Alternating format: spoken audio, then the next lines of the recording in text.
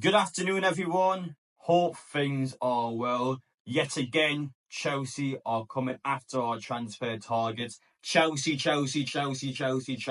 Every single summer transfer window.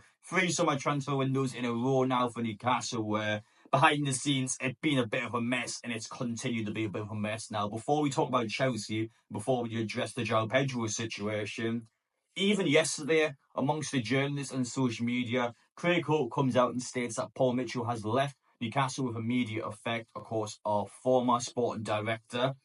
And even here, Luke Edwards, a different Newcastle United journalist, has then contradicted Craig Holt and said that Paul Mitchell is going nowhere until the end of June, which is an even bigger problem because the fact that Paul Mitchell, all this time behind the scenes, has still been doing his job and has still been working despite the fact that everyone knows he's going at the end of June.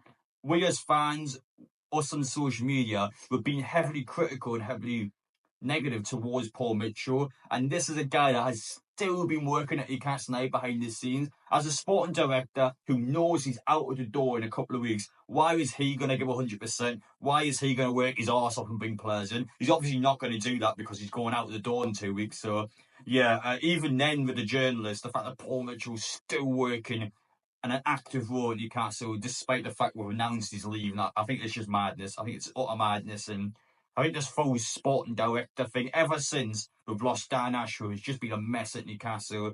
Of course, Amanda murdered for a couple of years. They were here, stuck in, they were helping us get players in. And ever since Paul Mitchell's clearing, hasn't worked, Newcastle hasn't spent, Newcastle's been slow getting deals done. And there's always been a bit of a disconnection, I feel like, between Eddie Howe and between the hierarchy at Newcastle, because it just translates, and the lack of business we're doing. We're not quick bringing players in. We're very slow and lethargic going into these signings. Joao Pedro is a name that's been linked to Newcastle for weeks now. Newcastle had weeks to potentially get this deal in. We've waited. Now Chelsea's coming in for him, and Chelsea's a team that we know is not going to wait around. They're going to splash loads of money. They're going to throw massive player wages at them. And in Newcastle's defence, Chelsea, well, I wouldn't say Chelsea's a football club is a problem, but Chelsea's practices are a problem because they've been able last season to sell their own women's team to themselves. They've actually sold their own club hotels to themselves, and all that money's went back into PSR, which means they don't have to sell players. And when you look at Chelsea's squad, they've got about 50 players anyway, so that means they're a massive, bulky squad. They don't need to sell. And on top of that, when Chelsea does decide to sell someone, all that money is then profit that all goes back into bringing new players in. And Chelsea's season upon season has always been the team that's been able to find the loopholes. And I'm not saying that's a Chelsea problem because, for example, yes, Chelsea have sold their women's team, but that rule has not been stopped from the Premier League, which means there is nothing stopping Newcastle now from potentially selling our own assets to ourselves, which under PSR will help cover our backs. And other teams in the league can and will do that as well. My problem's not with Chelsea. My problem is the fact that teams like Chelsea are going out of the way to do this, to do that, and do anything to get around PSR.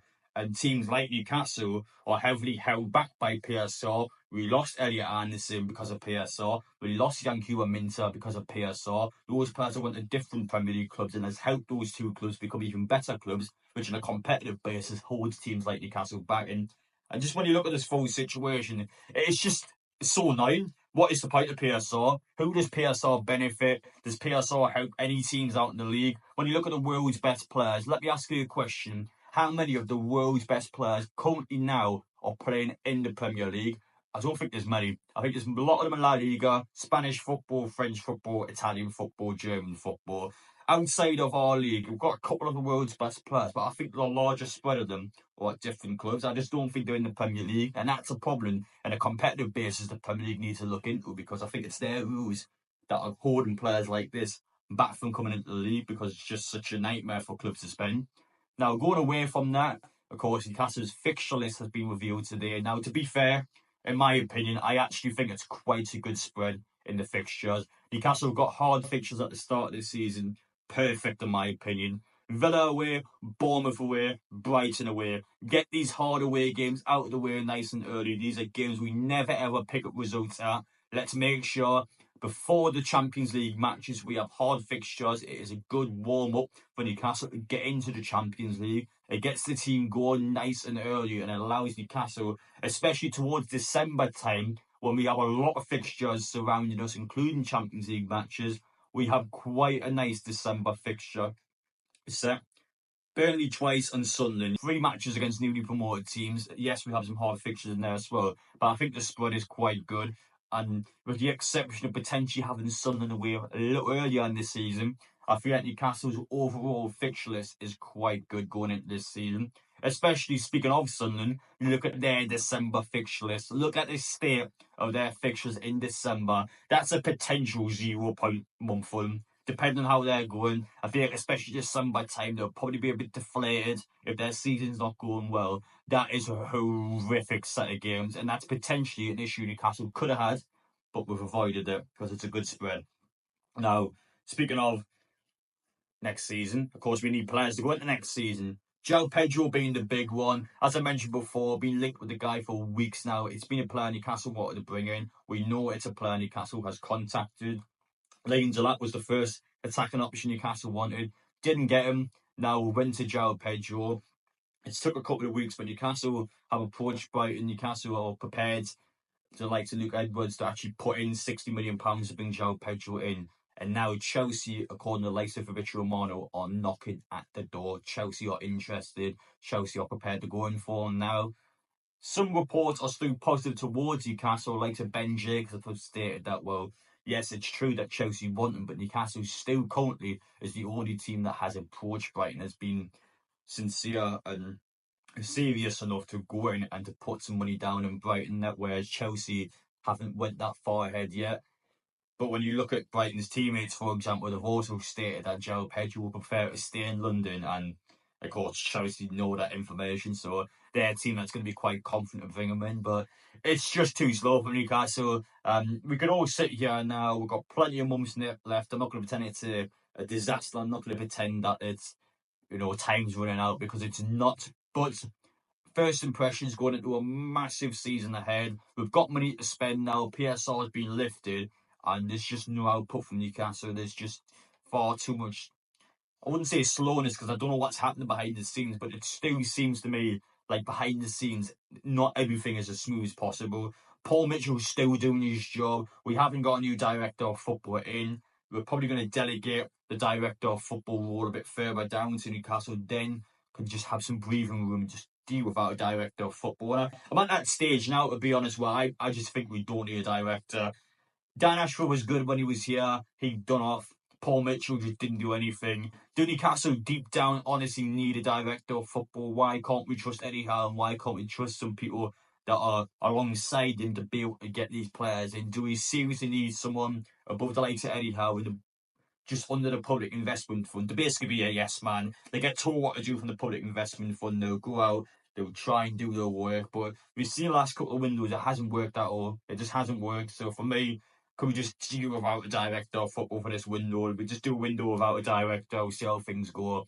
If you were to ask me the question now, and I ask all of you the question as well, would you trust Eddie Howe to get our signings done? Most of us would say yes. Eddie Howe has done an unbelievable job with the players he has. Why not let the manager pick the players he wants? That's an old-fashioned, retro way of doing things. Let the gaffer buy the players he wants to buy. That should be how things are on all levels of football. But yeah, that's my personal opinion. Eddie Howe's deserved the opportunity. He's done unbelievable for Newcastle. He's brought success to this football club. Why can't we give this individual a chance to bring his own players in?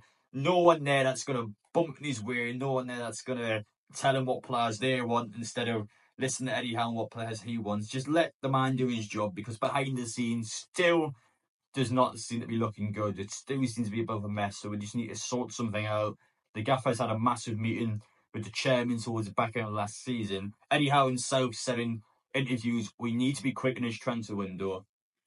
There's no players. We haven't signed anyone, so we aren't being as quick as Eddie Howe wanted. And it's a bit of a shame and a bit of frustration at the same time, because all things out of our control. This Chelsea PSR rubbish continues to hold Newcastle back and continues to seriously halt Newcastle's progression in the market. And you've seen it already. Chelsea are just knocking on the door and just taking all of our players. So how are Newcastle supposed to bring players in? And you've got teams that are well and truly above headwater for PSR because they're being able to go around loopholes and they're able to have about 100 steps ahead of Newcastle. We just can't compete with Chelsea because of how much money they're allowed to spend and how much money they're being able to be allowed to spend because of the way they've done practices and the way they've been about things. So we can say again in this video now, we can whinge, we can mourn, we can be upset, and we can be disappointed, but Newcastle are going to bring some players in, you know. If we lose Joao Pedro, we lose. If we haven't even lost the guy yet, might still bring Joao Pedro in. A lot of you guys who commented my video either did not like Joao Pedro or felt like £60 million was a massive